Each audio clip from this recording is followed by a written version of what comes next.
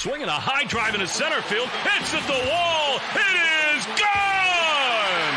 Casas does it again. It's gone! It's into the bullpen! This game is tied!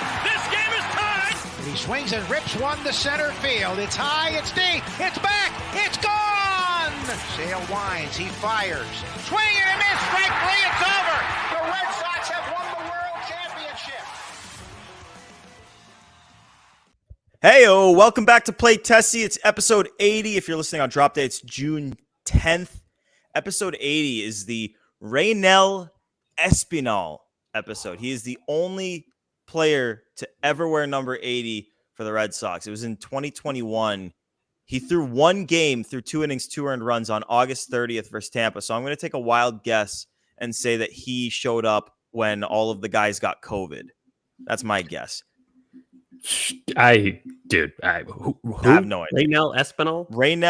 Raynel Espinal. So yeah, this is the official podcast of high levels of potassium, also known as the official Red Sox podcast of WEEI. I'm here with Sammy. I'm here with Joe, who's filling in for Pat, who, as we speak, is on his way to the Dominican Republic.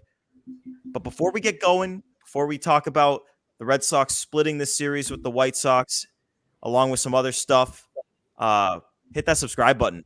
Whether you're listening on Apple, Spotify, or the Odyssey app, hit that subscribe button. Rate us 5 stars. You can check us out on YouTube. We're on WEEI's channel. We have a Play Tessie playlist, so you can give those videos a thumbs up. That'll help us out a ton. Remember, keep following on the socials at Play Tessie on both Twitter and Instagram. We had a great video with filming with Red Sox players and media personalities talking about Celtics predictions, series predictions for the finals, and Casas obviously predicted the Dallas Mavericks to sweep. That did not happen, but I think a lot of people got a lot of enjoyment out of that. I think a lot of people hated it. Dude, if you watch that video of Tristan Casas and you couldn't pick up on him totally trolling, you gotta take a lap. You gotta take a slow lap around some circular path and just think. Could you believe that? How many people were like legitimately mad? He doesn't want to be here. He's already on his way out of Boston. He was totally kidding. Said it before that it's how you judge true Sox fans to know when he's kidding or not. Yeah, right. And right. If people will learn, I think. Yeah, it's a good point, Joe. If you didn't realize he was joking, you probably aren't super locked in with these Boston Red Sox. It's true. I literally just said people will learn it, and now I'm thinking back to myself that no, they won't. Like Tristan Casas, we could do the same thing 5 years down the road. He can make the same prediction, and people would still get mad.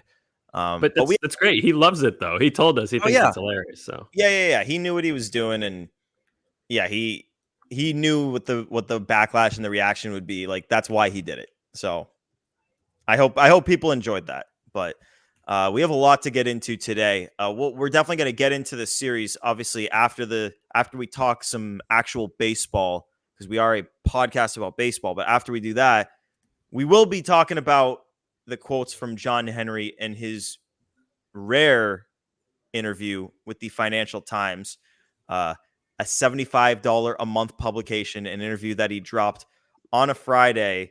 It was the day after Game 1 of the NBA Finals, correct? Do I have that right? I believe so. That sounds like the ultimate dump of an interview. But like I said, we'll get into that. First, we're going to start with Red Sox, White Sox. You come into this series at 500, 4-game series, perfect opportunity to create some breathing room, to actually get yourself a few games over 500.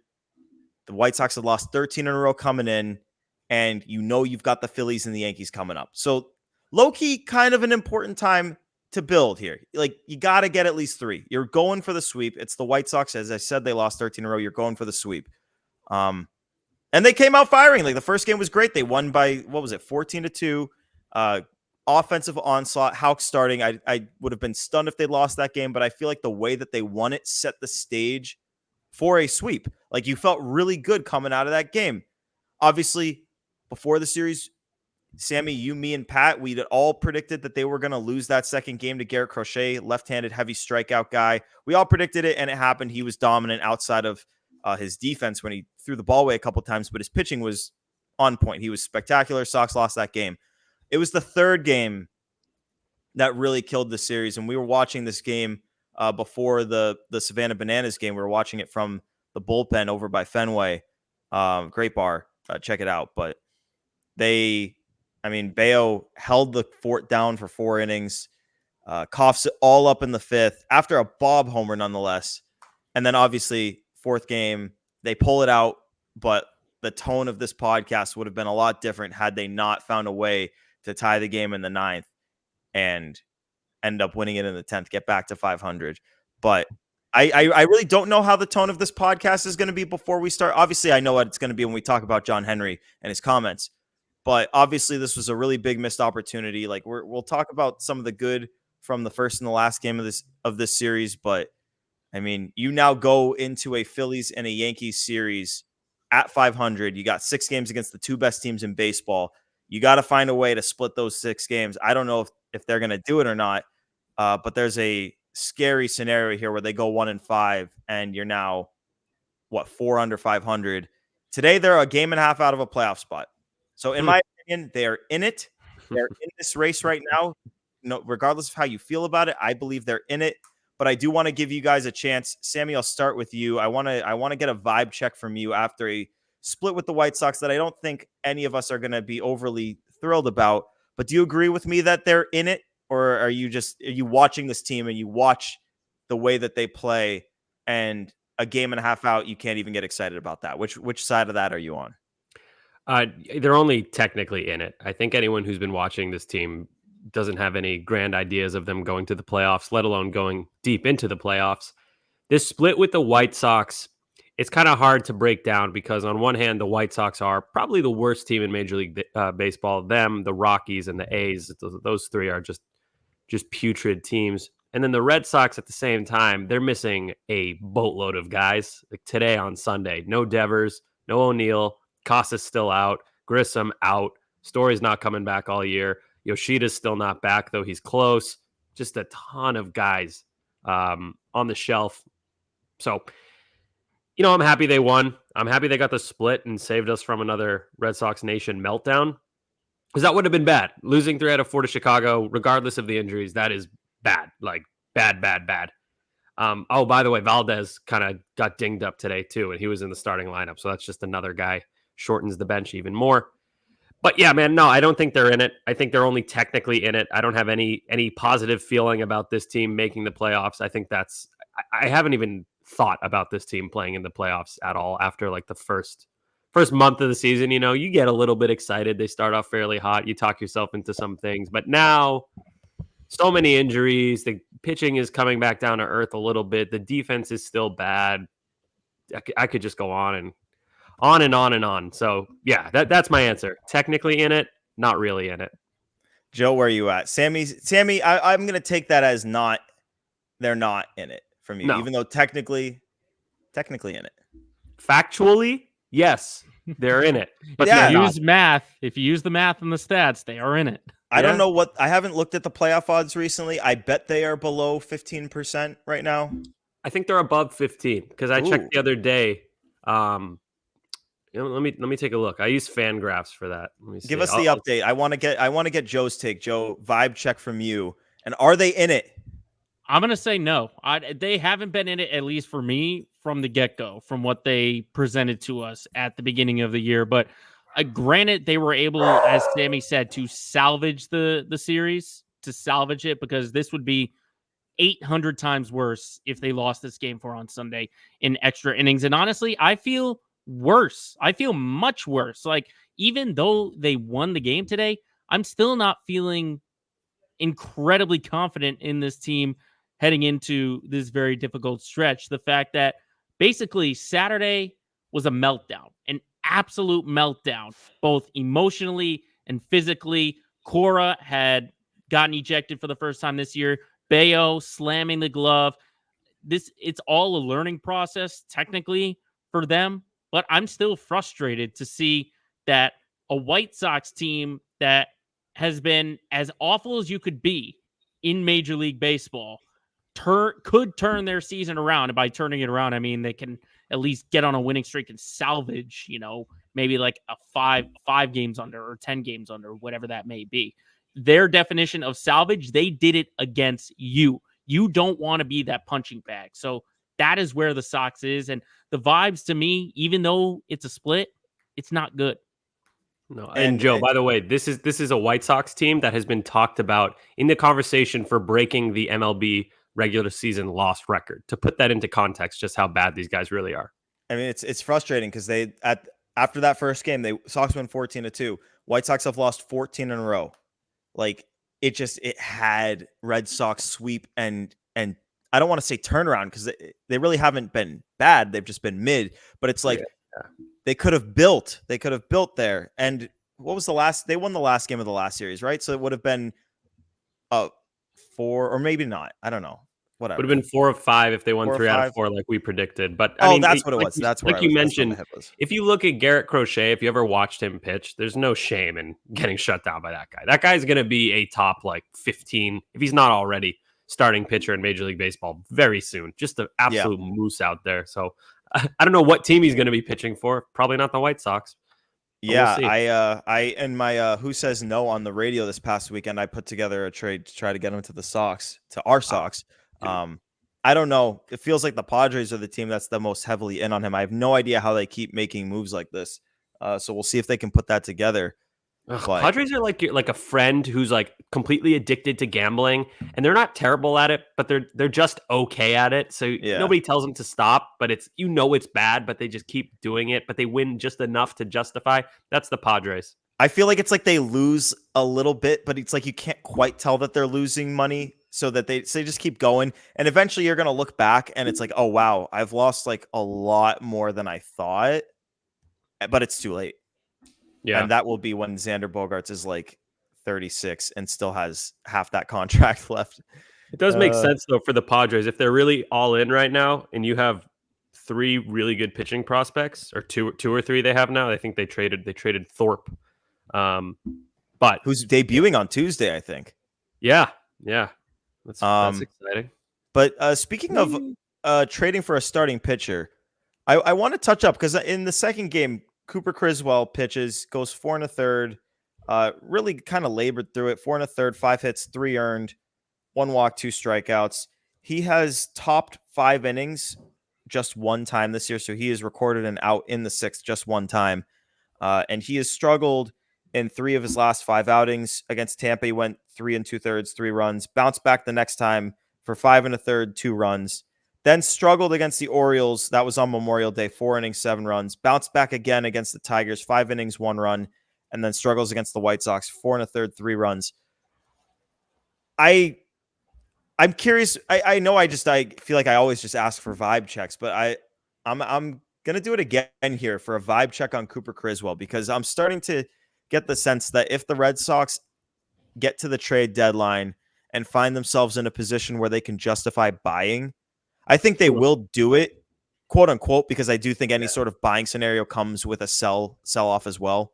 But in terms of, I do think that if they get to the trade deadline and are in a position where they can justify adding in some places, I think maybe adding a 5th starter could be a place to do it.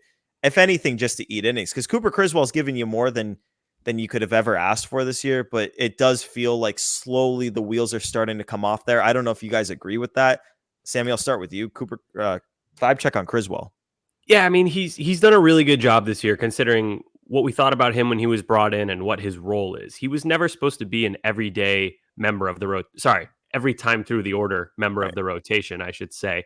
And I think he's done an admirable job, but you have to consider that he's now at the point, and we're only in June, and he's already at the point where he's doing a lot more than anyone thought he would be doing in terms of innings pitched. So I think the regression, like we've spoken about before, is to be expected.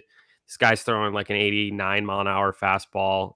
It's really hard to live like that in Major League Baseball. He does fine with it, but I do agree, Gordo. If they are, even technically in it, in a spot where they could, conceivably maybe go on a run, Casas comes back, Devers keeps hitting, O'Neill, maybe you trade him and get something back. Yoshida starts hitting. I don't know. You could come up with a scenario, but yeah, guys like like a veteran starting pitcher from a bad team, like Paul Blackburn, somebody who's not super exciting, but he's steady, a steady Eddie kind of guy. I could see them adding someone like that, but could also see them selling off on Pivetta, selling off Kenley, selling off O'Neill. That's why this next stretch is so important, because you're literally, as you're talking right now, you're laying out multiple scenarios of what the Red Sox could do, and it really all depends. Obviously, they're going to look at the playoff probability, but it also depends on how many games back there are. And if they're 1.5 games back, 2 months from, or close to 2 months from now, when the trade deadline comes, I don't know if they're going to do all that. If they're 4.5 games back, yeah, like O'Neill probably gets traded if he's healthy. Pivetta, I don't know what their thoughts on extending him are, but yeah, you could trade him. But if they're a game out, then that's the point in time where it's like, do you trade Kenley and use some of that money? Then you have to decide, like, do you add a controllable starting pitcher? Do you go all out for a Garrett Crochet or Jesus Luzardo? Or do you just get someone to eat the innings, someone who's like a slight step up from Criswell, just to give you a chance of a sort of mediocre arm on a rental deal, so you don't really have to give up much to do it? There's a couple different directions to go, but I don't know. Joe, do you think that we need to be worrying about filling a fifth spot? Let's assume for the sake of discussion, like the Red Sox are reasonably in it at the trade deadline time, or maybe you think they should add someone before then. I don't know. Well, the idea for Criswell was that he was going to be in as basically your sub starter, where if one injury went down, you could have him do a couple of starts. Lo and behold, now multiple starters go down, and now Whitlock is out for the year. So you absolutely need that fifth starter. So like Sammy said, he's doing more than he's asked. And as you guys continue to talk about with his stuff, is he's up there.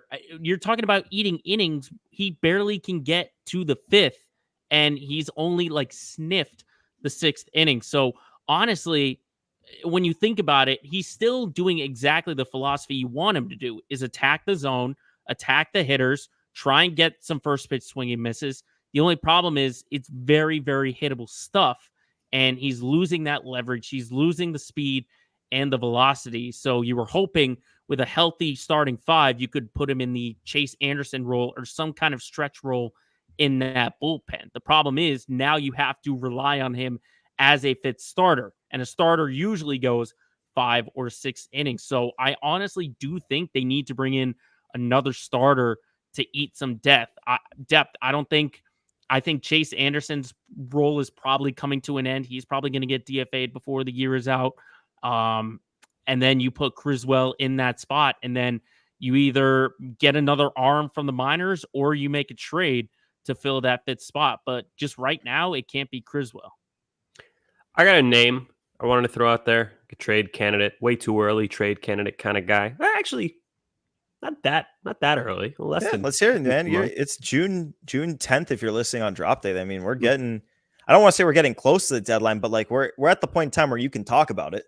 So when we're thinking about players who may be available, you look at starting pitchers on bad teams mostly, and normally those guys are on short-term deals. But if you want to get a guy with a little bit more team control that you could put in that Andrew Bailey laboratory, what do you guys think of Reed Detmers? Oh, I love Reed Detmers. So he's been awful this year. He started off hot. Red Sox saw him. Actually, started off great. Yeah, he shut the Red Sox crazy down. So, but now his ERA is up to 6 over 12 starts. He's still striking guys out, but like he has fallen off a cliff. But the thing is, we've seen him succeed. So you know the talent is there. And the stuff is like relatively impressive. And his age, he's not an old guy. He's not even 25 years old. He's about to turn 25. So he's a young guy. He's a left-hander, something you lack if you're the Red Sox.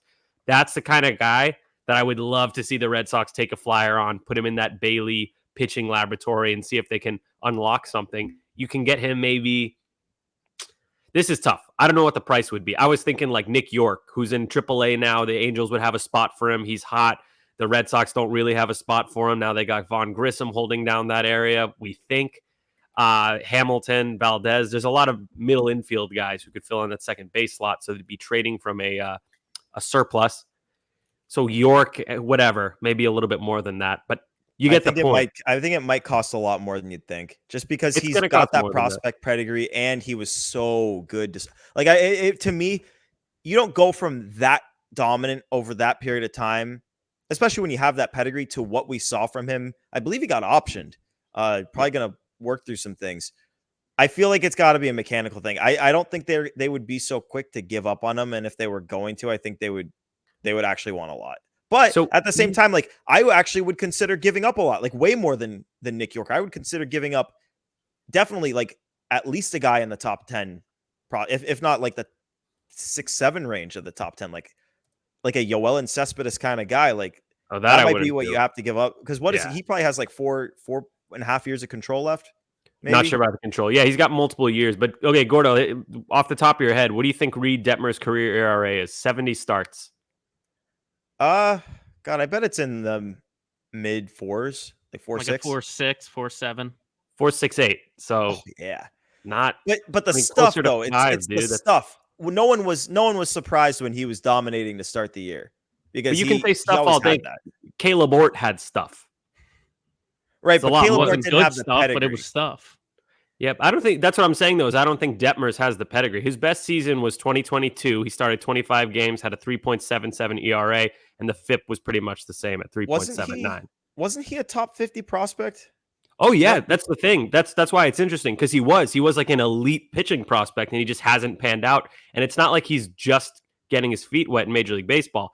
He's thrown 361 innings. That's a pretty decent sized sample. Listen, I think we all agree. I think we all agree, if you put that guy in the Bailey lab, you'd feel pretty good about it. Like the Angels is not like playing for the Angels is not necessarily the best place to set yourself up for extended success. I mean, they haven't produced much. I mean, that's why they're always dipping into the free agent market, and obviously it doesn't help that they're failing at that. I don't know. It's interesting. You could go a lot of different ways with it. Bayo, Houck, Detmers, Crawford. You have those guys. Yeah, for come on, the foreseeable future, and then Giolito next year. That's not bad, man. I would prefer they don't do that and they go after like a real veteran ace, like an actual ace, to put atop the rotation and have take a little bit of pressure off of Houck, as great as he's been. But I would like the Detmers move too. I think that's interesting, and it's better for long-term success. Well, and the that's big a picture move that we would not have necessarily been in favor of before this year, because I don't know if I would have trusted the Red Sox to unlock a guy like that before now. No but way. At this point, like, yeah, I agree with you. I would rather see them go out and get a guy with ace pedigree, because that feels like it's like what the rotation is missing is a co-anchor for Houck. But at the same time, I mean, we've seen them unlock a lot of guys in such a short period of time. I would see. I would like it. The big picture is, if you want certainty now, they're going to have to pay, whether that's a steep price in the trade market or actually pay in free agency money. And I know we'll get to Henry later, but ownership has shown a lack of willingness to do that. They're going to need to make a big move eventually, whether that be the amount of prospects they give up in a trade for a guy like Detmers, or getting a solid ace off the free agent market, as you said, Gordo. Yep.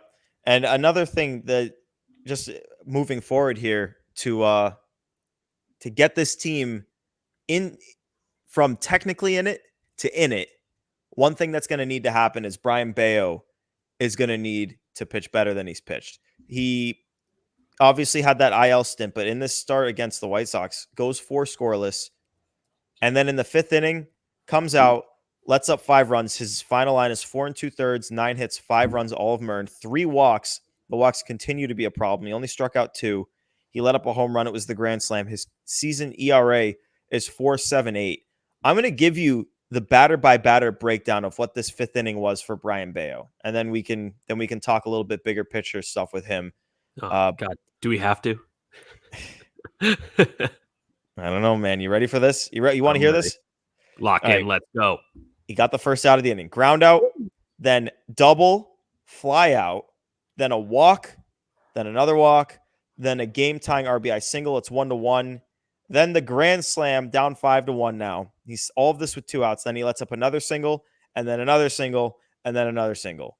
Out of the game. Throws his glove on the ground when he lets up the grand slam.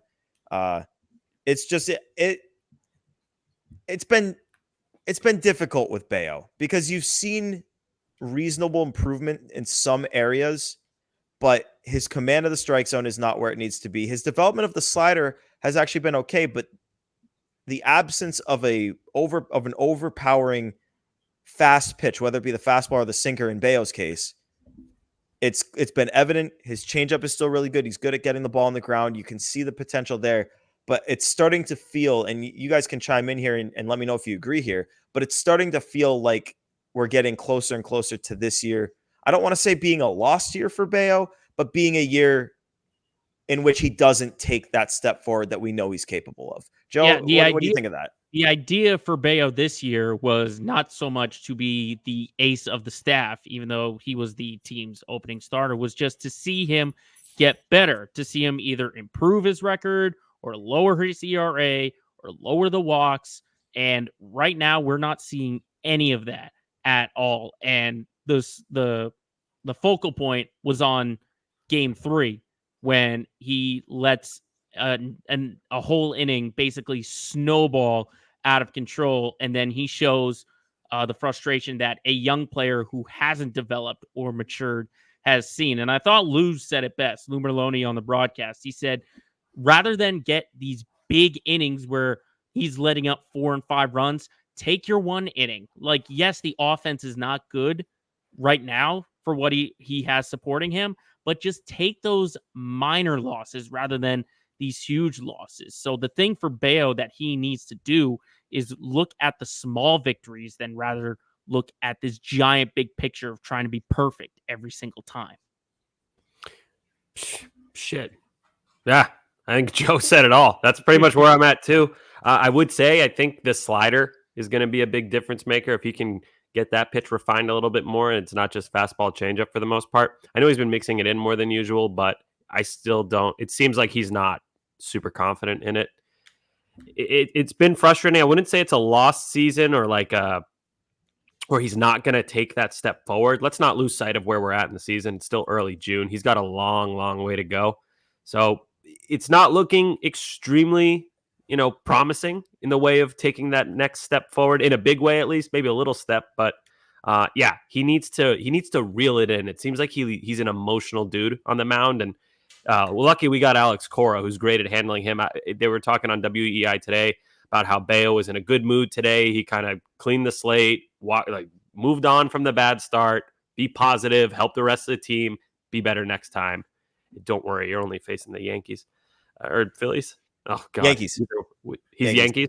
Okay, yeah, which is great because he's been awesome against the Yankees. Big game Bayo. Yeah, I really feel like when he gets a middle of the day game on a Saturday against the lowly White Sox in an empty, whatever the hell their ballpark is called now, he can't. It's hard for him to get up for it. He's kind of like this. People are gonna hate this, but how Verdugo would always play better in big spots and in big games for the Red Sox, and then he'd be lazy every other time. Bale kind of does that with a better attitude. Good God, Gordo, you hate that shit, but you get the point though. He steps up when the lights are on. No, I understand the point you're making. It's just the Bayo Verdugo, but no, I agree. It's not. I don't want to make it seem like I think that it's a lost season. It feels like Bayo was on the precipice of a breakthrough, and then instead of breaking through, he took a step back, and it kind of coincided with that arm injury. Actually, was it a lat? I forget what he hurt. It wasn't his arm. I take that back. Keep track of all these goddamn injuries. It was not his arm though, but he missed time, and as soon as he came back, he just hasn't been exactly the same. Even his outings where the damage has been limited, not dominant. We know he has so much more to tap into, and it feels to me like regardless of whether you're talking about reaching your potential this year or in future years, Brayan Bello is going to have to be that guy. They've invested the money in him. They have said with that, they have declared with that contract that he needs to be that guy. We talk about getting a co-anchor for the top of the rotation with Houck. If they don't do that, that responsibility lays on the shoulders of Brayan Bello. He is the guy that's going to have to be that if John Henry isn't going to allow the front office to bring one in using money. So we're going to just have to keep waiting and seeing. I know this year, I think most people have accepted as kind of a developmental year for a lot of guys. So Bridge he's year. going to have the time. Yeah, bridge year. 2 years He's going to away, have that 2 time. years away. But it's frustrating. I mean, if the Red Sox were a little bit better position to compete, if they were like 10 games above 500 and Bayo was putting up these outings against the White Sox, I think it would be a little bit bigger of a story. But it's just because expectations are down. People know that a lot of guys are just going to be developing and working through things all season. I think people are going to give him a little bit of more wiggle room than he otherwise would get, but his ERA is 4.78. He's looked every bit of it as of late. We're going to need to see a little bit better, and his numbers against the Yankees in his career have been fantastic. I want to make sure I get those pulled up for the series preview. I did not get those ready, but I'm going to get those ready. But we can move forward. Game 4 before we get into the John Henry stuff, because I promise we're going to talk John Henry. Yeah. Game 4. I feel like before we even go over it, you might be planning on doing this anyway, Gordo. Can we go over the starting lineup so people have context? Oh, look at you. You're on it. Yeah, because it's important, though. You need context. You do need it. For how absolutely massacred this roster is right now. Because this is a big take, this might be the new worst lineup of the season. And that is saying a lot because we've seen some hideous lineups this year. This one might take the cake. No, I actually think it does. When they put this lineup out there, and I'll read it off, I actually, that thought came into my head. I think it takes the cake. We'll start it off leading off Jarren Duran, batting second, Emmanuel Valdez, batting third, Rob Refsnyder, cleanup Dom Smith, batting fifth, Connor Wong, batting sixth, David Hamilton, batting seventh, Bobby Dahlbeck, batting eighth, Reese McGuire, and batting ninth, Cedon Rafaela. One thing I will say is that Bobby Dahlbeck was not in the outfield in this lineup. He was in the infield. So at least they have that. But yeah, I mean, it goes without saying this lineup grace. could not be. Yeah, they were not gonna break whatever. They were not gonna break the bank with runs today. Like it was gonna be tough to come by runs even against White Sox pitching. Chris Flexen on the mound.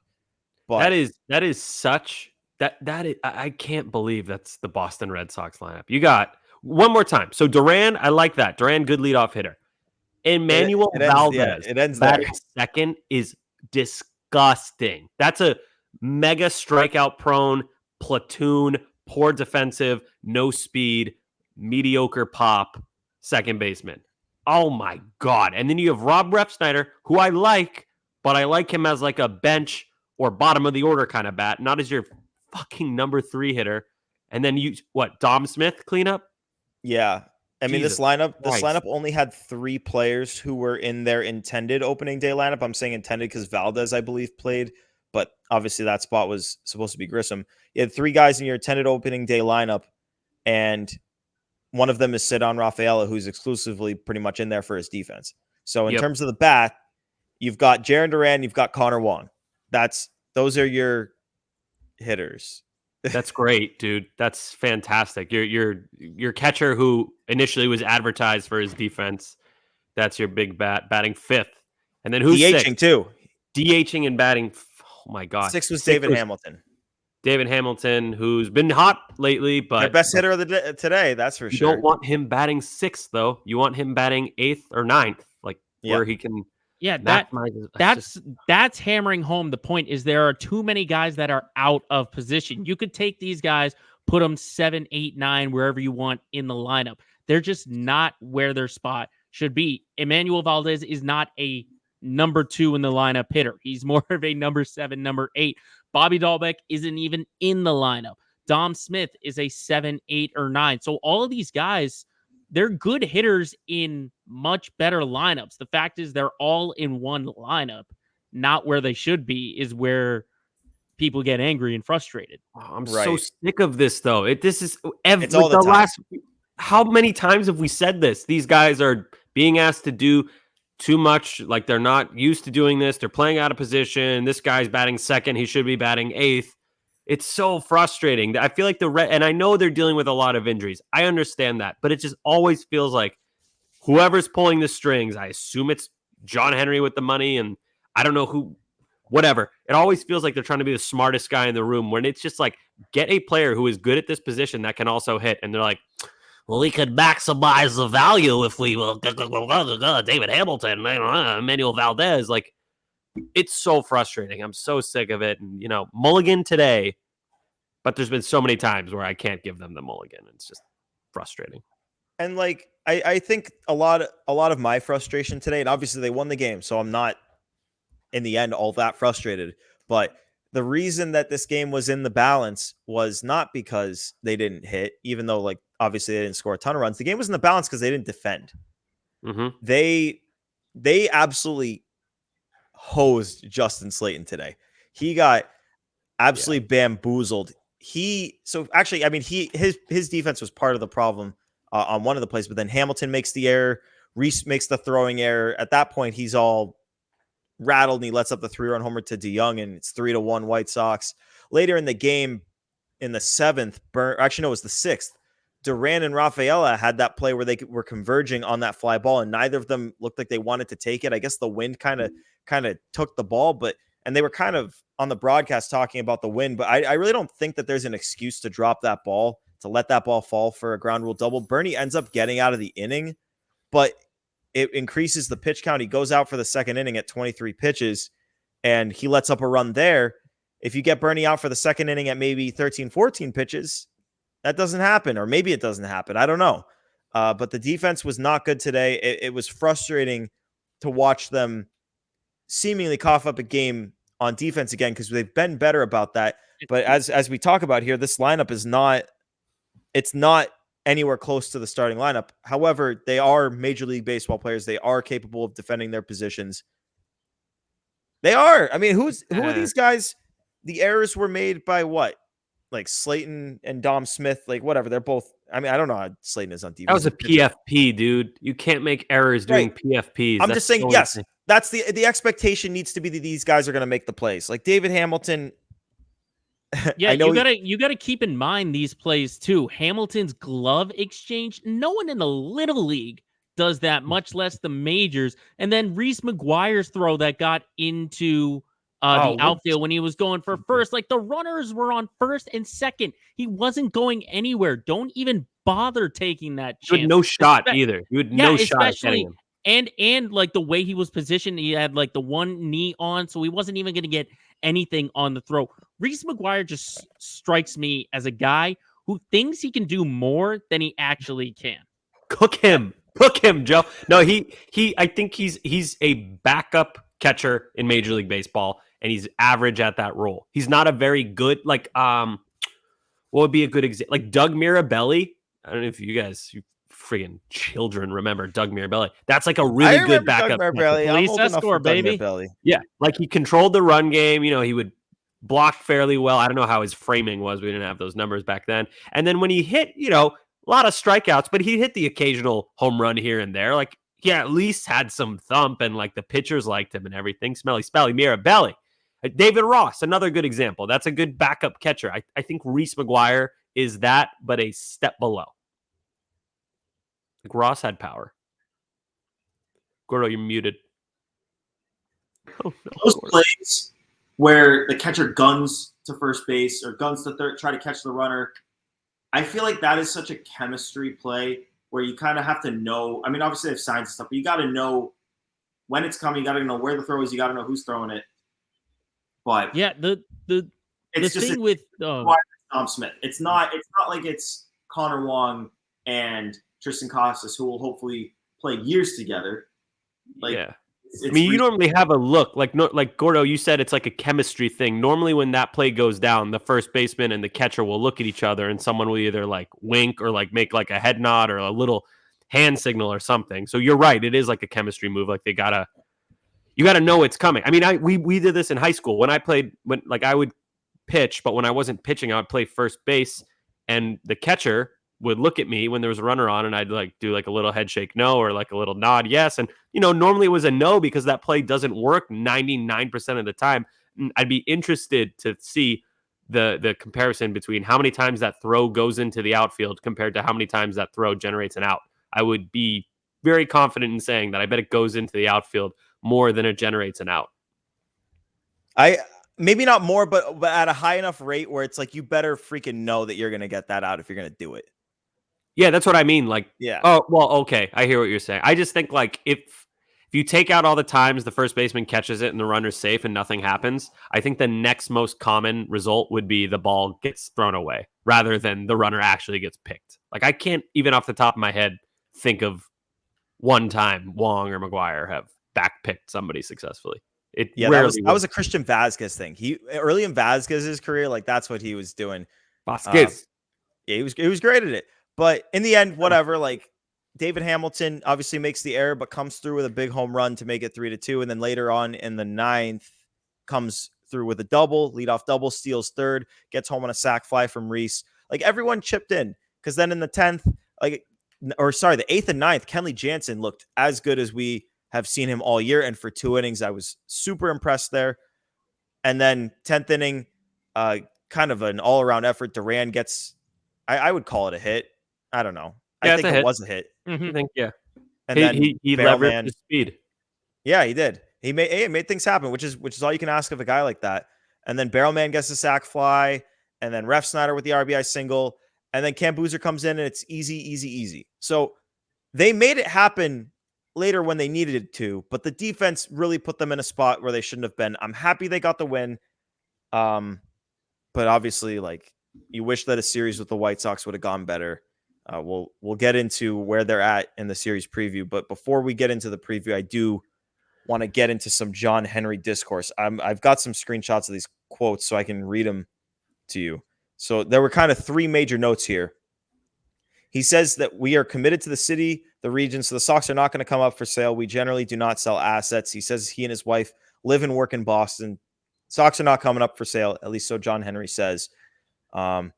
He held firm on the club's decision to avoid spending heavily in free agency, suggests that fans have unrealistic expectations. The quote was, because fans expect championships almost annually, they easily become frustrated and are not going to buy into what the odds actually are, 1-20 or 1-30.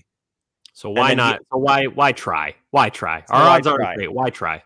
And then lastly, he suggests that Tom Werner's comments, the full throttle comments, are overblown. He said, quote here, Werner's comments overshadowed every other word, paragraph, and interview of the winter because it reaches so deeply into the false belief that many fans and media have that you should mortgage the future each year for the present. You have to base acquisitions and dispositions on the future, not the past. That is unpopular generally. So, I mean, we have so many different places we can start with. I don't even think we should bother talking about whether or not he's going to sell the team. Everyone's hung up on that. We on Saturday on EEI, we had people callers into the station that were saying it's time for him to sell, for the people to make him sell stuff, whatever. It's not happening. He's not selling. They've never sold a team. They've sold like a part of Liverpool, I want to say, but they have never relinquished control of a team. I don't think that's coming. I do want to talk here a little bit about him suggesting that fans have unrealistic expectations, and I want to talk about that 1-20, 1-30 odds comment. Sammy, you're nodding your head. I had the chance to go off a little bit on radio on this. I want to give you the first word here. Yeah, that's a huge load of bullshit, if you ask me. Fans have unrealistic expectations. We have expectations that are high because you, John Henry, have set the expectations high with a lot of success from 2004 to 2000, we'll say 18-ish. Like, of course we have high expectations. And to say that fans expect a World Series every year is simply not true. Of course, we'd love to see them in the World Series every single year. We'd be thrilled. But we are not idiots. We know that's unrealistic. What I want is for them to make an earnest effort to put a good team on the field. I don't want to see Dom Smith batting cleanup ever in my fucking life for the Red Sox. That is beyond pathetic, injuries aside. I want to see them put a good product on the field, and that is not the same thing as saying mortgage the future. That is the biggest load of shit. Out of all the things he said, saying that you have to mortgage the future to make a contender, that's crap. Asinine crap. There are so many different ways that this team could have been good without mortgaging the future. Look at the Red Sox top prospect list. Go 1 through 20. That's a really, really strong system. And on top of that, you have guys on expiring contracts that you could have moved for different pieces. There were a million different ways to go about it. We talked about it all winter long. We lowered our expectations significantly as the days went on. And I don't think it's fair to say that to the fans at all. And by the way, billionaire John Henry, don't fucking tell fans how to root for their team. We expect what we expect. Don't say it's unrealistic. You set the expectation. You talk down to the fan base. You've completely torched all the goodwill that you have. Do you know how hard it is to win 4 titles in Boston, including the one that breaks the curse, as well as the one in 2018 where you're like the most dominant team of all time, and then everyone hates you? He was at the Savannah Bananas game last night at Fenway Park, which we'll get to eventually, and he's sitting in his box surrounded by 37,000 people who dislike him. I hope that feels awful for him. I hope it keeps him up at night. And I hope he changes what he's doing, because right now, I don't even think I'm going to be able to look back on him fondly. All I'm going to be thinking about when he's long gone someday is how he disrespected, condescended towards us. I don't even know. Is that even a word? Condescended? I might have just made up a word. But you get the point. I'm rattled right now. I hate this guy. So, yeah, screw him. I hate that he said that. And it's the funniest thing in the world that he did this interview over email. And I guarantee you that Financial Times sent him the article for him and his team to read before they put it out, which means that he thinks that that makes him sound good, because there's no way that this dipshit would have signed up for any sort of interview without saying like, yo, I get to approve everything that you include, and I'm going to do it over email because my spine has been missing for years and I can't find it, and I'm like a noodle now. That's how I feel about John Henry. I'm not a fan. I'm not going to like him when he's gone anymore at this point. He has a lot to do to make up the bridges that he's burned. Bro, that was epic, man. That was epic. That was great. Let's go Sox, dude. That was great. Jeez, man. Dude, I broke my rage toy doing that. I have this little squishy thing that I squeeze. I just fuck it. It's leaking now. You owe me a new cube, John Henry, Mr. Ratburn looking dick. Yeah. I thought the interesting part of the quote was 1 in 20 or 1 in 30. Because I like that the way that looks at it says that you put all of the teams into a hat every year and you pick a team out of the hat and that team wins the championship. That's not how it works. How have the Red Sox won their 4 championships? Each of their championships was won by spending money, at least in part. Obviously, like 07, a lot of homegrown guys. I mean, honestly, all of them, a lot of homegrown guys, but particularly 07 and 18, I want to say a lot of homegrown guys there. So I get it. You got to do both. But they've spent a lot of money to win those championships. It is not a put the cards in the hat and pick one, and whoever is picked gets to win the World Series. No, you can improve your odds by spending money. No one is asking you to mortgage the future. I don't think a lot, like obviously there are fans that want you to go out there and trade your big 3 prospects to get as many good big league caliber players as you can get on the roster today. But smart fans, people who are in tune with the team, who know the farm system, no one's asking you to, like, as he says, mortgage the future. People like what a fan like me, what I want him to do the best you can within your control to put the best product on the field that you can at any given moment in time, which means spend up to the tax. I understand that there are going to be years where you're going to duck it to reset it. I understand that there are consequences to going over the tax and staying over the tax and going over the tax by a good amount. So I'm not going to ask you to do what Steve Cohen is doing and go nuts on the tax every year, because I understand that is not good, obviously for his bottom line, but also for team building. But at the same time, there is no justification for when your team has straddled 500 for the last couple of years to not spend up to the tax. You can get into the playoffs by signing the right player. Had they signed Teoscar Hernandez, had they kept Justin Turner, and I know Turner has struggled, but I personally don't think that he would be struggling in Fenway Park in Boston with this team. I don't think he would be.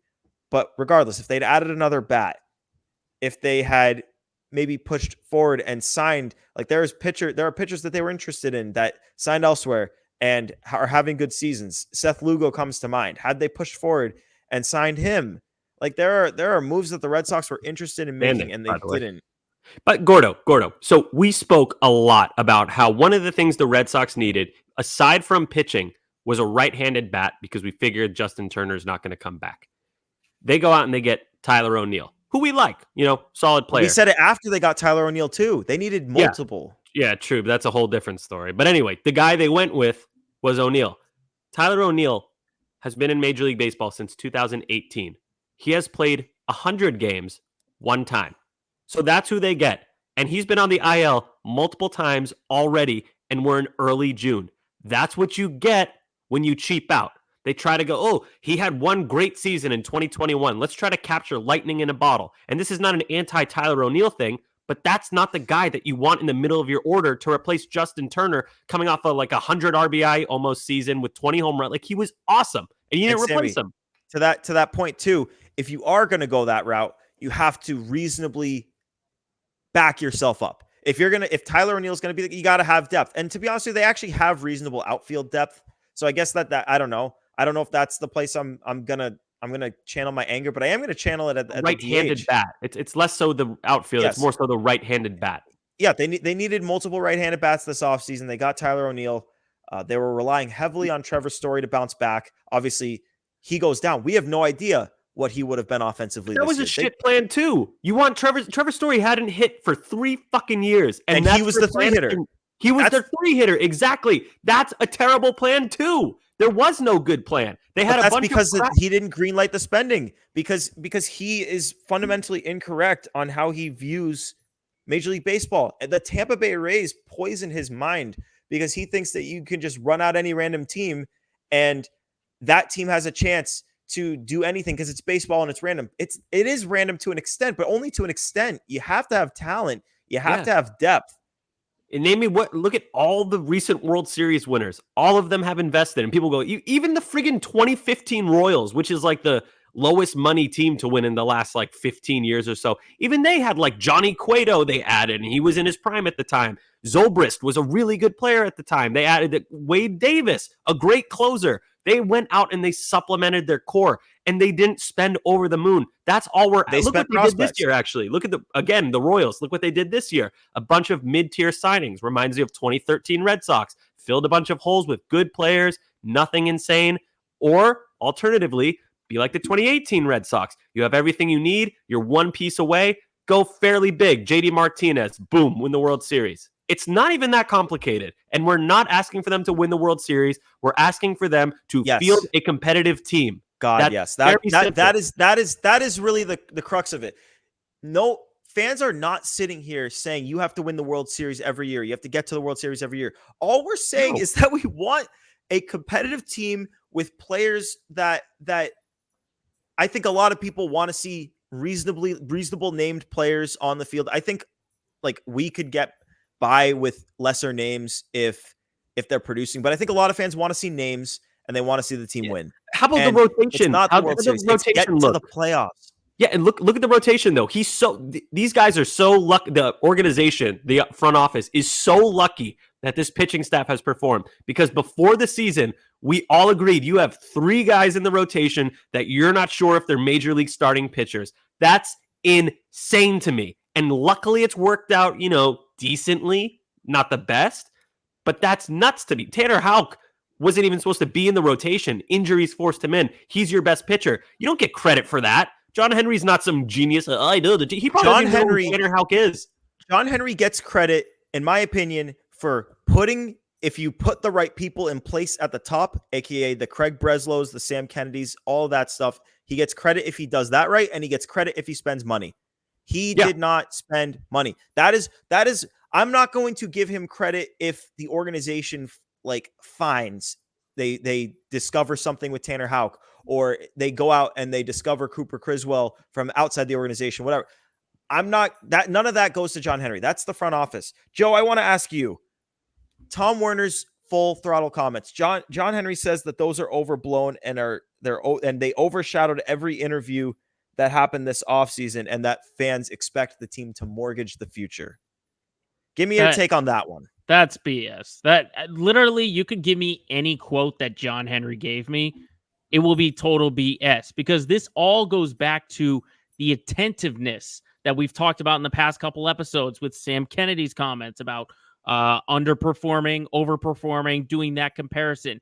And as you teased it, John Henry going to stuff other than Red Sox games gets even more irritating. It makes you like, is he really in tune with the fans? Like when he goes to these events, he sees that the park is filling up for an entertainment baseball team, or for a concert, or for a comedy show. He sees that fill up, and as you said, Gordo, it poisons his mind to invest more in that than in his actual baseball team. The one thing that actually made him even more of a billionaire than he is now. So attentiveness, because I guarantee you, when he had this interview, he probably just did a quick Google search, looked at the numbers and the stats, looked at the players, and thought, okay, that's exactly where it should be. So the big issue for me is attentiveness, and the fact that he's just straight up lying. He's lying because name me one person who actually had World Series expectations, and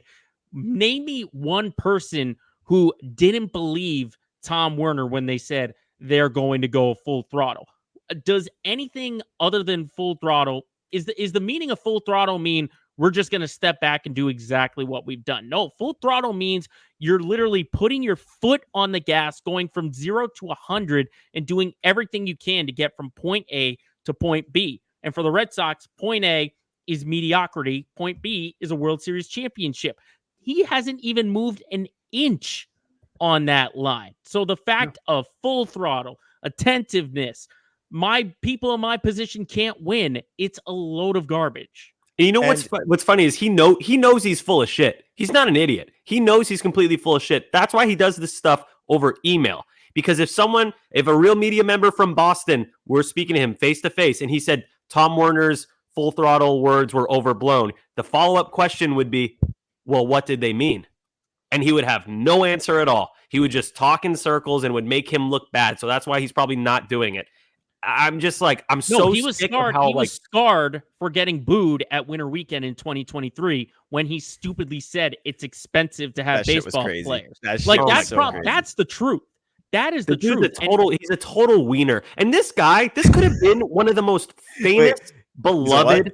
He's a wiener. He's a wiener?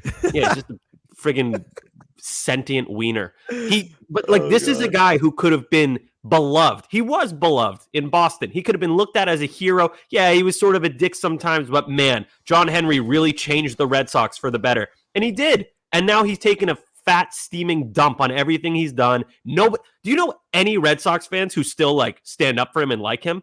And and before you answer, I personally think I gave him quite a long leash because he had done a lot of good. We both did. Remember when we argued last episode about the villain list that John Tomasi put out? We were arguing if John Henry even belonged on that list. Right. Yeah. I've changed my course. It's crazy. He set the bar himself. He's like, fans expect World Series every year, and it's because for so many years they were in it. They were World Series contenders and they won 4 titles. So props to him for setting that bar because it's impressive. But the bar has been lowered. People are not expecting World Series. People just want to see him try, at least from an ownership perspective. Because obviously there's what can the owner do, and what is Steve Cohen. I'm not in tune with the Mets, but I find it hard to believe that Mets fans are blaming Steve Cohen for what's happening. No, probably not. I could be. I don't think they would be stupid to, because he's doing everything in his power to get the organization back. About it. We just want you to try.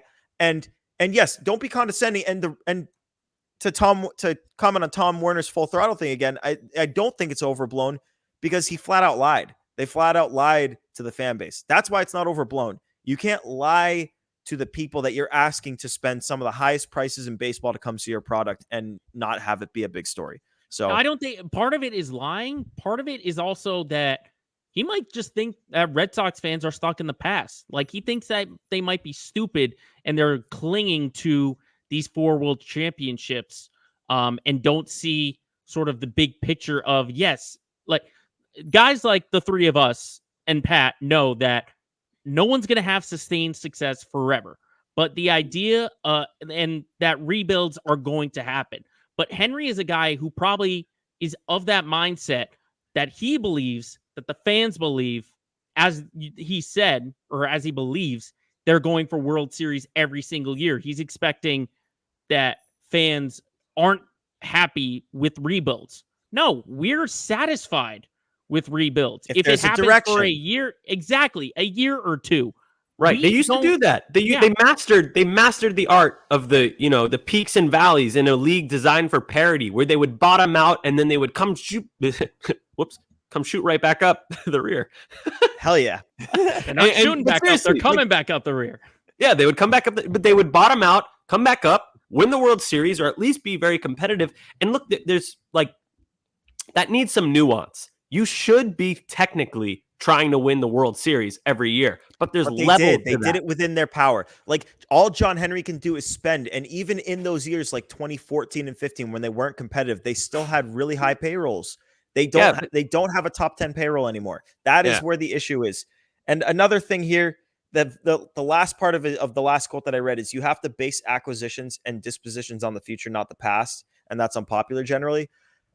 That kind of doesn't really fit in with the rest of his quote, and I feel like there's a chance that What is he's Kenley referring Jansen to. then? What is the signing of Kenley Jansen then? Dude, wait, what is he talking? He's Hold on. obsessed with the future, buddy. You're 74 years old. You were alive in the 40s. Can I Stop tell talking you about what? the future?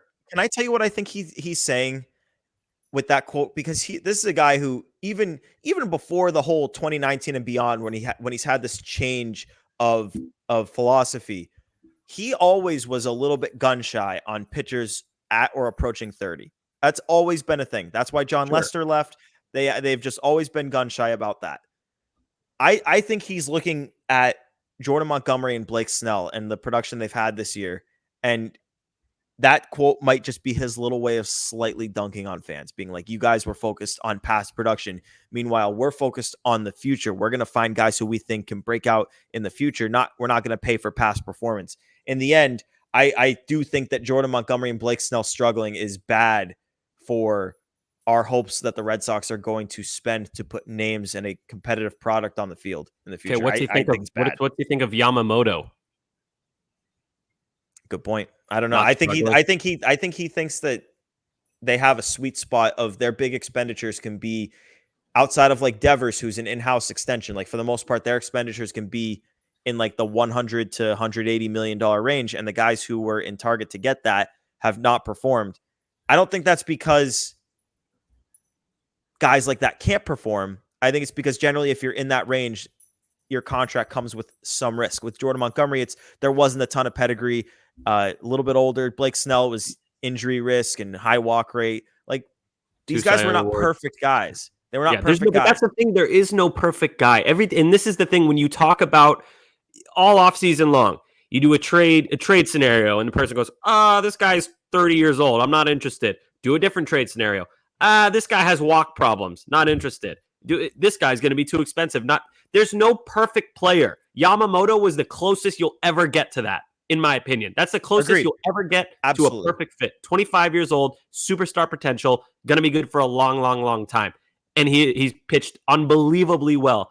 And by the way, Red Sox fans, when the team is inevitably eliminated from the 2024 season, we should all want the Dodgers to win the World Series and like destroy everybody in the playoffs, because that shows that spending equates to a better chance at winning. Doesn't mean you'll win, but it sure as shit gives you a better chance than not spending. Shame on me for like almost like giving John Henry a free pass for not going all out for Yamamoto there. I don't know if you guys caught on that. In my head, I was like, yeah, but he wasn't going to get, no, there was no reason they couldn't have put a competitive offer on the table for Yamamoto. I understand if he was going to LA the whole way, but the Red Sox never put forth a competitive offer. So yeah, shame on me for almost going there. Bad. Shame. But yeah, that's where I'm at with John Henry, to put a bow on it. I think he's full of shit.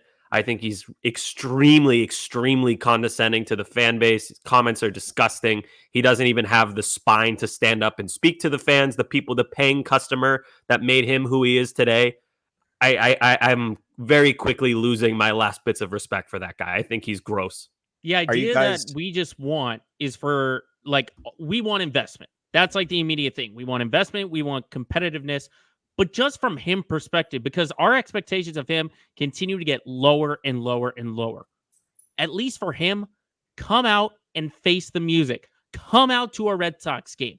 Speak to reporters, even if it's for 2 minutes. He's not going to do that. But you know how you get yourself better into the public eye? With baby steps. Those are baby steps that he can take to get back into the good graces. He's going to have to spend money. That's the only way. Like I tweeted this the other day, but there's nothing John Henry can say if he's not going to spend money that's going to put him in the good graces of fans. Because either he's not going to speak, or he's going to speak and he's going to justify not spending. There's nothing he can say. That's another thing is, if you're saying he's not going to spend money, then why bother being an owner? Why bother then not sell the team? I agree. That's where my head goes. I wish he would sell the team. He's not going to sell the team. He's saying he's not going to sell the team. Tom Werner said they're not going to sell the team at winter weekend. John Henry said it in this interview. They're not going to sell the team. I'm thinking maybe I wonder if he can get bullied because selling the team is a little scary to me because you could always end up with like a John Fisher guy, and then that's even worse. Not to backtrack on everything and be like, no, John Henry's not that bad. He is. He sucks. But it can get worse. But it can get worse. So I'd be a little nervous of that.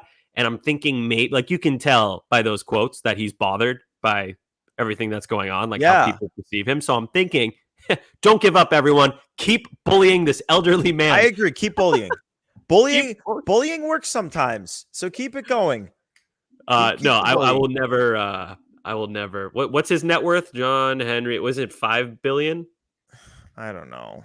I don't want. Yeah, our $5 an hour salary won't match up. Yeah, sorry, John Henry. I don't feel bad that you're getting bullied by people with your $5.1 billion. You shove it up your ass. Are you guys ready to hear about a team that does spend money? Fine. I guess because we have to. Oh God. The Philadelphia Phillies spend money. My bad. I said I was going to get the Bello Yankees. The other team that Red Sox fans. The other team that Red Sox fans should root for when the Red Sox are bounced is the Phillies, who spent money exorbitantly and were aggressive. So every year, and they've put themselves in a great position. This team is 45-20. They're the best team in baseball. They're coming off a 2-game London series split with the Mets. They've won 6 of 8. I feel like if you're going to face the Phillies, maybe coming back from London is kind of the best time to do it. But here are the pitching matchups. You've got recently extended Zach Wheeler going up against Cutter Crawford. Zach Wheeler's got a 2.23 ERA, and he's coming off 7 innings of 1-run ball and 6 strikeouts against the Brewers. Cutter Crawford's got a 3.51 ERA. He has struggled recently, and he's coming off of 6 innings of 6-run ball. 4 of those runs were earned. He struck out 5 in that start against the Braves. Next game, game 2, lefty Christopher Sanchez, who I don't know how many people have heard of this guy, but he's got a 2.71 ERA, and he's coming off 6 innings of 1-run ball and 3 strikeouts against the Brewers. He's going up against Nick Pivetta, who is coming off 2 really, really good starts. He has a 3.4 ERA. His last outing against the Braves, he went 7 scoreless with 9 strikeouts. It was his best outing of the year. He looked awesome. Game 3, another guy that I think a lot of fans would have loved to see the Red Sox sign this offseason. The Phillies got him pretty early in free agency. It's Aaron Nola. Aaron Nola going up against Tanner Houck. This is the best matchup of the series. Righty Aaron Nola has a 2.77 ERA, coming off 7 scoreless with 5 strikeouts against the Milwaukee Brewers. Tanner Houck is opposing Aaron Nola. He's got a 1.91 ERA, and he's coming off of 7 innings of 2 earned run ball and 9 strikeouts against the White Sox. Tanner Houck does not miss, so I would expect this to be a pitcher's duel. Hitters to watch here, they've obviously got Bryce Harper, true superstar, leads the team in homers with 15 and OPS at 920. Alec Boehm having somewhat of a breakout year this year. He's leading the team in RBIs at 51. We got old friend Kyle Schwarber coming to town. He's got 11 homers and a 748 OPS. I miss him every single day. He's so cool. IL guys, they've got Trey Turner and Brandon Marsh both on the IL. Brandon Marsh was having a really good season before he got hurt. And obviously Trey Turner is Trey Turner. Recent guys, Nick Castellanos had struggled to start the year. He's been a little bit better of late. He's got 3 homers and an 801 OPS in his last 12 games. And then some stragglers here. JT Realmuto, Bryson Stott, Whit Merrifield, and Alec Boehm are all cold as of late. All have OPSs under 540 over the last 15 days. So we're going to get some series predictions here. Did we get from Pat? Did we get series predictions from Pat? We Actually, did get Joe, his you gotta give an predictions, update but too. yes, we have to do an update. Not much of an update because you all got on the same ship and you all went down together. Everyone predicted 3 out of 4 with game 2 being the loss. You got the game 2 loss, but you did not get the series correct in getting 3 out of 4. So the standings still remain with Sammy in the lead at 8, Pat and Gordo behind with 4. All right. Joe, I'm going to give you the first word here on making a prediction in this series. Sox, Phillies, just read the matchups. Phillies are great. What do you got? Coming to Fenway Park. I am not feeling extremely confident. I mean, if this team just barely managed to split with the White Sox, they've got little to no shot against the Phillies. So I am predicting that they do get swept. I'm going to agree with Pat, who also submitted his picks, saying that they get swept. Game 1, I think Cutter, he's kind of the same as Pivetta, who's in game 2. The big hits are really going to be a factor, and the lineup for Philly is just too good to see Cutter try and get around it. Game 2, I think, is probably the most likely that the Sox can pull out a win, just because I don't know much about Christopher Sanchez. And the idea with Pivetta is he did stay away from the big hits his last time out against Atlanta. So if he can do that against this Philly lineup, then they can win. But I don't think that's going to be the case. Joe, you're like, I like all these guys. I like Nick Pivetta. I do. I want but they're them. gonna lose. I know. I want them to do well. But the thing is, they've just got a buzzsaw in Philly right now. And then just game 3, Tanner Houck. It's going to be his biggest test of the season, no doubt about it, with this lineup. And I don't think he's going to be able to manage it with guys like Harper, Real Muto, all those guys you just mentioned. Similar to what we thought about Atlanta, I think Houck is going to, again, run into that buzzsaw. So I'm calling 3 games, Sox get swept. Sammy? Yeah, Sox getting swept. They not only are they a much less scary baseball team than the Phillies, they're also incredibly banged up. And I know the Phillies have their injuries. Turner and who's the other one? Marsh.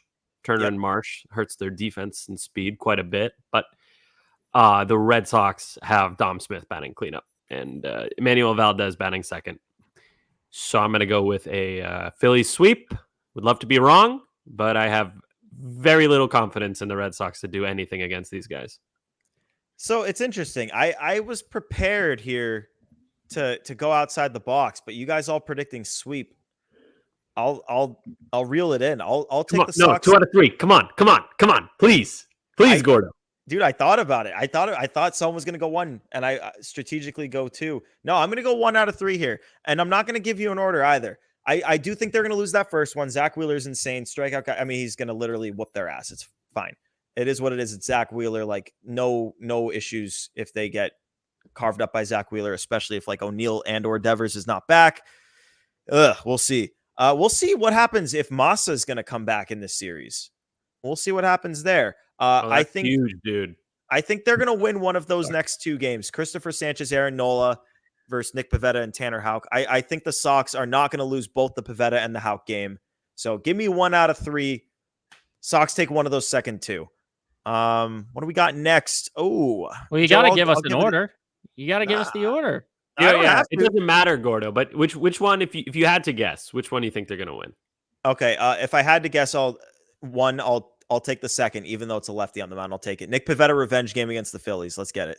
Reminder for anyone who may be new: if you pick the order correctly of a 3-game series, it doesn't matter. But if you pick the order correctly of a 4-game series, you get a bonus point. So this is we're just picking the amount of games they win. The order is irrelevant. But I wanted to hear Gordo's take. So. Yeah, I'll give you the middle game. That'll be my official take. But Joe, Pat is not here. You are here. So what is it time for? Oh, gents, it is that time for Crystal Bomb. Bomb it. So, update to the standings. Big one. 2 guys with 2 points. All came in that very first game of the series in that 14-2. Early. Yeah, very early. Second pitch of the series, Jarren Duran went deep and got Sammy a point. Later on in that game, Emmanuel Valdez went deep, giving Gordo another point. So he extends his lead to 10, but it's still a 3-point margin as Sammy sits in second. Pat still remains in third. He picked Tyler O'Neill. O'Neill didn't even finish the series, so he's in third with 3. And then it is me who picked Devers. Devers didn't finish the series, so I sit at 1. All right. And Joe, Pat who has do you want to made make the first pick? Oh, yeah. Who did Pat pick? Pat has made his pick, and he picked Rafi Devers. Idiot. He's got the Yankees coming up. All right. Let's go with Gordo. You're in the lead. Why don't you get first crack at it between the 3 of us? I kind of wish that there was an option to take none. I feel like there's a good chance the Red Sox don't hit a home run in this series. But I'm going to make a pick, and I'm going to make it Rob Refsnyder. Dude is the most professional hitter in this lineup. Maybe I don't know. He's hit righties well too. I don't know. He's gonna be the one who's gonna put together the most professional at bat against these tough arms. Go give me Rob Refsnyder. All right. Sounds like Sammy wanted to take that. You can double up if you want. You're just not gonna build on me.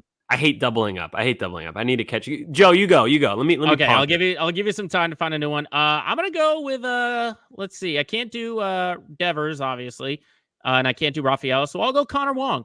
I think Wong has been very, very quiet recently, and he usually he's got these stretches of he's hitting really, really well, and then he gets ice cold, at least from the extra base side of things. I think it's time for Wong to show up and get the national writers, get the national heads, get his eyes on him by having a good series. So give me Connor Wong to go deep against Philly.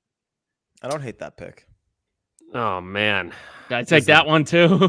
this is rough. No, I wasn't gonna pick Wong. Okay, I'll go with Sedon. I think Sedon's gonna play all 3 games. I feel like Sedon hits really good pitchers like randomly once in a while. He'll hit a home run. We'll be like, how did you do that? So, yeah, I don't feel good about this one, but I'm going with Sedon. My guy. Defense is great, but that's not what this is about. Defense is great, so he's going deep, baby. Let's go. Yeah. Let's make it happen. You should have picked Dom. Give Dom. I almost picked Dom, but I figured he's almost guaranteed to sit in game 2. So I want maximum at bats. That's the key there with the way the Red Sox put lineups out there. It's almost like you got to make sure that you know that they're going to play all the games. Yeah. Or at least 3 if it's a 4-game series. But okay, so Joe, to recap, what do we got? We got Pat, 3rd place, 3 points, picking Rafi Devers. Oh, okay, Sammy, I got you. 2nd place, Cedon Rafaela. Gordo, 1st place, Rob Refsnyder. And me, in the basement, Connor Wong. I love it.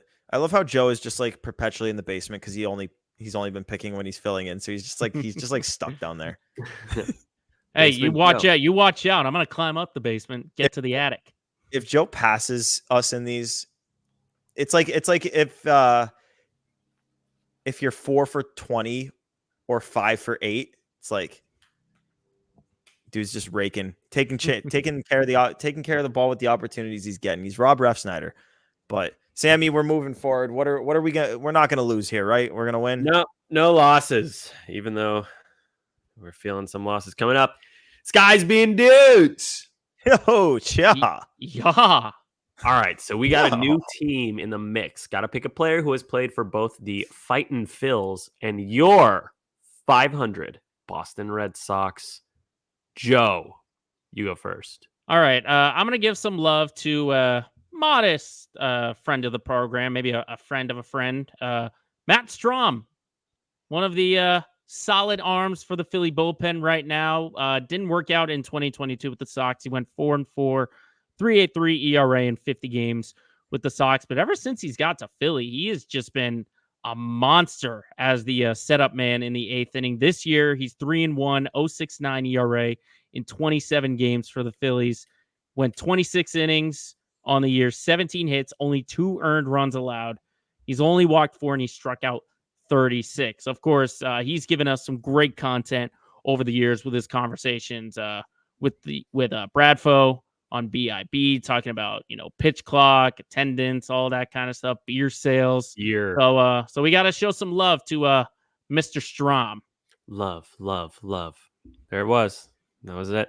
That was a good one. I like Strom. I liked him when he was on the Red Sox. He wasn't great, but yeah, he was fine. A lot of lefty people. When I had long hair, everyone would be like, "You look like Matt Strom, dude." And it was literally just because we both were white dudes with long hair. We don't look alike at all. Not really, no. Stupid. I don't want to be Matt Strom. I like him, but I don't want him. All right, Gordo, who you got? I'm going to give a quick shout out. This is not my pick, but shout out to a friend of the program, Jonathan Papelbon, saves leader for both the Red Sox and the Phillies. But my pick here is going to be a different former Red Sox all-star closer. That would be Ugueth Urbina.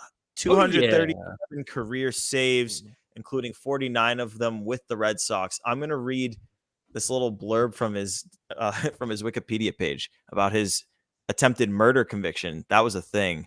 On November 7th, 2005, Urbina was arrested in Venezuela for attempted murder stemming from an incident on October 16th. He assaulted 5 farm workers on his property, accusing them of stealing a gun. Urbina used a machete and tried to douse them with gasoline. On March 28, 2007, Urbina was convicted of attempted murder and sentenced to 14 years and 7 months in prison. He was released on December 24, 2012, after serving just over 7 years of his sentence. So long live and be free, Ugueth Urbina. Dude, that's my guys being dudes. I got a machete. Check it out. You like my machete? Machete is such like a class, like it's such a weapon name. It doesn't sound like anything else besides a weapon. It could only be a weapon. This was a Christmas gift from my girlfriend's brother. It's the strangest gift ever. He's Weird. like, "Got you." That is Yeah. a weird gift. He's a Why Marine. is he giving you that?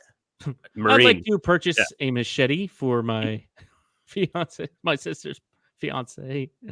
That's a weird proposal. Can't get it back in yet. No, it's also it's kind of cool. So it's like it's glistening because it's oiled up so that it doesn't rust. It's like it's actually apparently like a really good quality machete too. Like he didn't get me some piece of crap. No, you can't get a piece of crap machete for someone. That's disrespectful. You got to get them high quality, shiny with the oil. I bet that's what Uga Thurbina was chasing those farm workers around with. Sammy, With an is it SOG? signed by Randy Jackson? Randy Jackson from American Idol. Thank you, Gordo. I think you got that right. I got your Right. joke. Thank It's you. Thank It's from you. Step Brothers. Oh. Ah, man, I've seen that movie like 42 times. I should have got that. All right. This Yeah, guy, my guy. Oh boy. If you're looking for a home in the Texas area nowadays, this is your guy. Brandon Workman, who is a real estate agent now. Hell yeah, he is.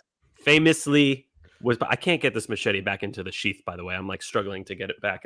I'm gonna end up like slashing my Yeah, I was hand. gonna say, don't cut yourself. I'll do this later. Brandon Workman, people forget he was fucking nasty in 2019 for the Red Sox. Listen to these numbers, boys. Put these in your pipe and smoke it. 73 games. That's a lot. 71.2 innings. What do you think his ERA was in 2019? Take a wild guess. I feel like I remember it being in the ones. 1.88 ERA Hell yeah. for Brandon Workman. He's So out good. there just throwing friggin' bowling balls. Those curveballs look like it was a regular baseball with a weight in it when he threw those. Just absolutely nasty. He also racked up quite a few saves that year. 16, pretty solid. ERA plus of 258. This guy was an animal for a year. And then famously, he brought Nick Pivetta to the Red Sox along with it was Workman and Heath Hembry for Pivetta, which is that's a hell of a deal for the Red Sox in hindsight. So Brandon Workman. Oh, but sorry, since this is the segment, we also have to cover his time in Philly. Not as good. No, not as good. One season, 14 games, 6.92 ERA. So safe to say he was a little bit better in Boston. But yes, Brandon Workman, pitcher, real estate agent, whatever he's doing, I'm a fan. Good beard too. And he had an at bat in the World Series in 2013 because John Farrell had no idea what he was doing. It was great. Yep. Great So times. he has more at bats in the World Series than Aaron Judge. That's true. No one can take that away from him. It's a great stat. Oh, it's putting the machete in backwards. That's why. So I'm definitely equipped to be wielding this, as you can plainly tell. Yep. Oh God, yeah. Shall we move forward to some Nuff Said? Let's have at it. Sammy, do you want to go first on this one? Oh yeah. All right. So last night, myself, Gordo, Pat, and the contest winner, Haley. Shout out to Haley.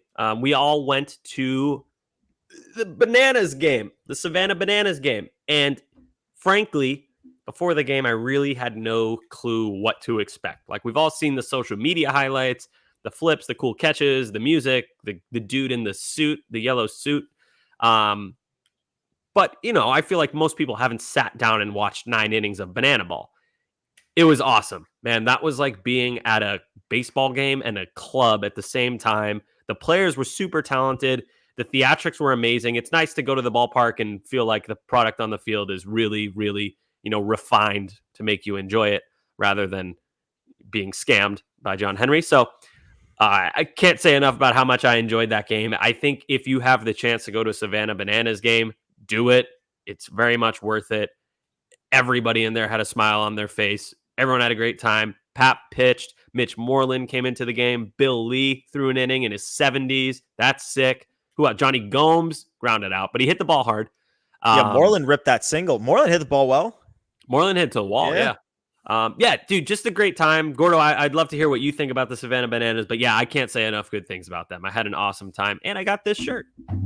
Yeah, I mean, I sort of I'm in the same boat as you. Pat had been before at in Connecticut at Dunkin' Donuts where the Yard Goats play, but I had not seen it. You had not seen it. I didn't really know what to expect, but I was excited because the reviews I'd heard have always been so glowing.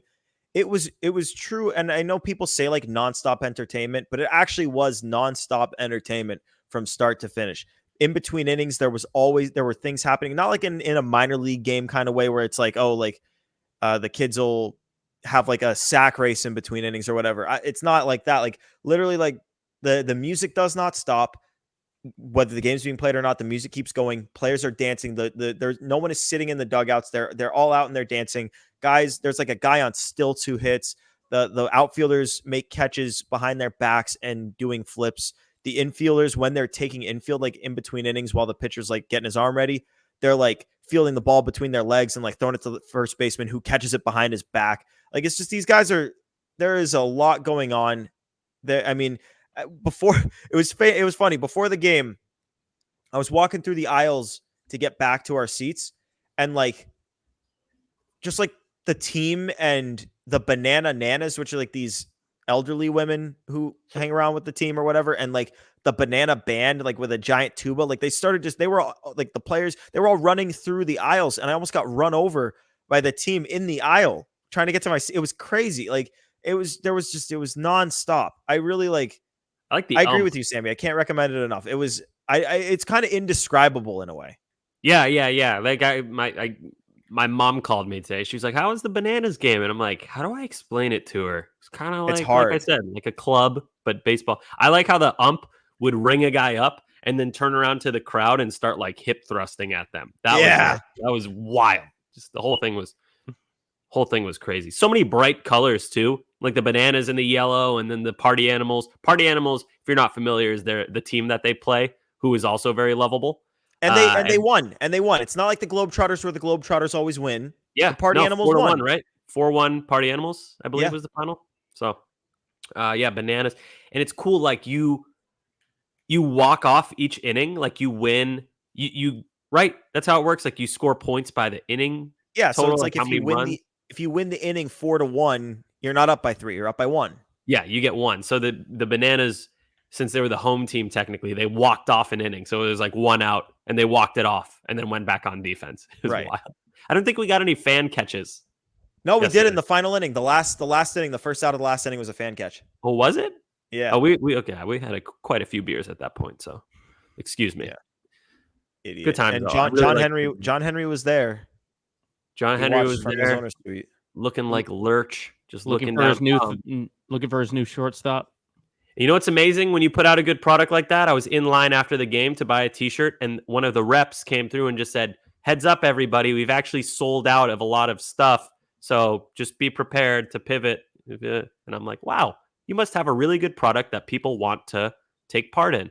And speaking of that, that place was packed to the brim. The waiting list was unbelievably. I'm pretty sure the wait list of people who didn't get tickets was over 1 million.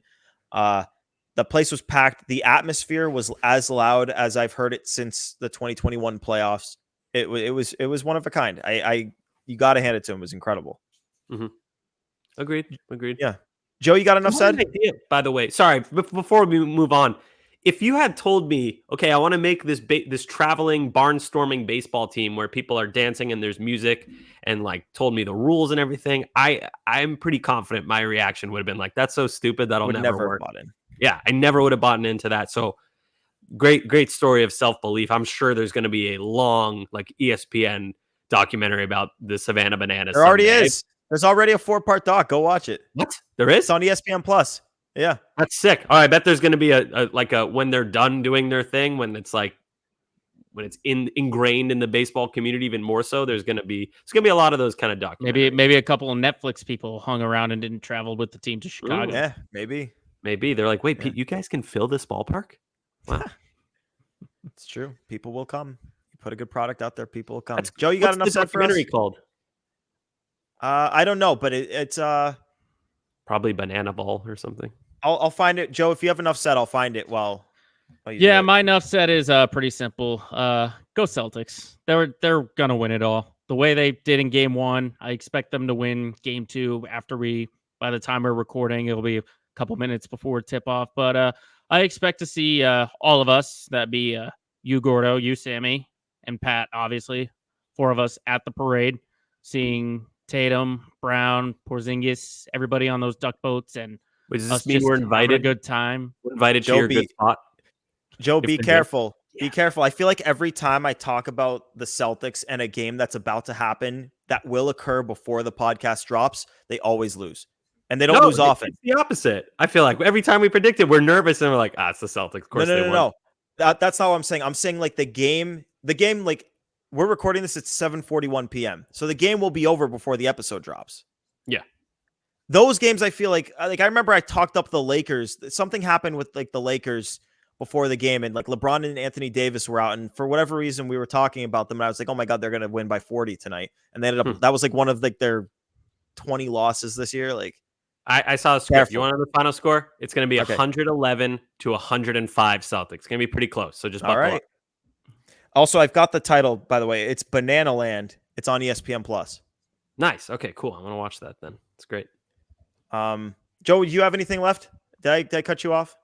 No, just go Celtics. Go I expect Celtics. them to win banner 18. So, Joe, we are invited to your good parade spot then. Yes. Get this recorded. Gordo, we Yes. are invited. We can go. Okay, because I You keep have a trying to formal invite invite, myself. and Pat does Hell as yeah. well. Okay, I keep trying to Beautiful. invite myself in our group chat. Now it's official. Good. Me being an asshole has paid off. Love it. My enough said, kind of Celticsy, but not exactly. So Joe Mazzulla, coach of the Celtics, his brother Justin Mazzulla just got promoted to assistant video coordinator with the Utah Jazz. And the reason I'm bringing this up is he played basketball at GW while I was there. He was on the team, and we were both at the same like charity event.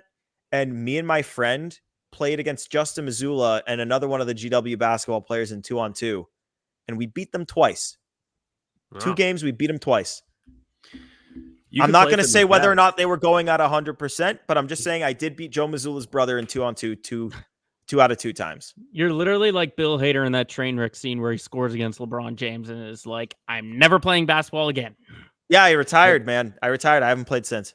I would Okay, love yeah. that opportunity to do like a one-on-one game with like LeBron or some like superstar player. And then like, he's like, oh, you go first. And just chuck up a shot where he's like not close to me yet and just pray it goes in. So then, And then for the you're rest winning. of my life, I can be like, I scored on Jason Tatum or like LeBron or Paul Pierce and just be like you take the context out that he like bounced past it to me and wasn't really paying attention. I just chucked it up, prayer, and it went in.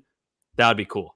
Dude, I was so cocky back then. I mean, I can still be cocky, but I was really cocky back then. We were playing basketball and the entire GW, and it's a Division I basketball team. The entire team walked into the room. I literally take the ball from like close to half court. I looked at the team. I was like, I'm not fucking scared of you guys. Anyone take me on. And I hucked up a half court shot and I nailed it. I swear to on my life. No way. I'm serious, dude. It was crazy. I can't imagine you being like that. You really think they were afraid after you hit a half court shot? No, they were not afraid. They were. I promise you, they weren't. But I maybe I struck a little bit of fear. I don't know. Anything else before we wrap this baby up? Nah, I gotta go get a burrito real quick before. Oh this yeah, game go get starts. your food. Ugh, please let the Celtics go up 2-0. They'll go up 2-0. Dude, like I said yesterday, all they gotta do for me to feel okay, they only have to win one of the next 3. Either That's win true. today, go up 2-0, or split on the road 2-2. If it's 2-2 and they got home court, I'll feel great. One of the next 3. They'll be fine. But it's gonna be Celtics in 5, like I have been saying since like the beginning of the season. Celtics. Let's in make 5. it happen. Let's make it Celtics in 5, and let's not let Game 2 be the one of those games that they lose. But And party at Joe's family. I can't remember the connection, but party at Joe's place for the parade. party at Joe's. Party But at Joe's. Big till brave. then, thank you for tuning in. It's episode 80 of Play Tessie. But before you tune out, remember, hit that subscribe button, whether you're listening on Apple, Spotify, Odyssey app. Hit the subscribe button, rate us 5 stars. Go to the YouTube channel, the WEI YouTube channel. We've got our own playlist there, Play Tessie playlist. Hit that thumbs up button there. Helps us out a ton when you guys rate 5 stars, and hit that thumbs up button and subscribe. So we appreciate you when you guys do that. Also, check us out on the socials at Play Tessie on both Twitter and Instagram. But till next time, when episode 81 comes around, God, I don't know who that's going to be, but episode 81 coming up after the Phillies series. Appreciate you guys tuning in. For Sammy, for Joe, it's been Gordo here. Appreciate you guys. Thanks for tuning in. Toodaloo.